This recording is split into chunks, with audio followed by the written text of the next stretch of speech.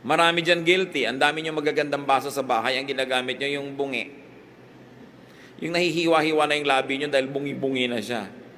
Ang dami-dami magagandang kumot ang ginagamit, yung wasak-wasak na lumalabas na yung paa nila sa butas. Maraming mga bahay, ang gaganda ng silya, may balot na plastic. Tapos nakaupo sila sa lata ng floor wax. Merong magandang kitchen, pero hindi sila doon nagtatrabaho sa dirty kitchen.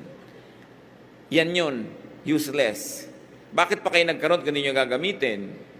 Ang gaganda ng mga tuwalya, tapos ang ginagamit lagi, ang ninipis, nagasgas na may nakasulat na, good morning. Hindi magamit ang bago. Ang daming magagandang damit, pero yun ang yung mga sira-sira ang pinagsususuot. At yung iba ang daming pera, pero ang kuri-kuripot pa rin, antitipid, walang ginawa kundi magtipid. Pag bine-bless kayo ni Lord, basta may proportion, ha? May ibinibigay ka kay Lord, may ibinibigay ka sa kanyang work, may ibinibigay ka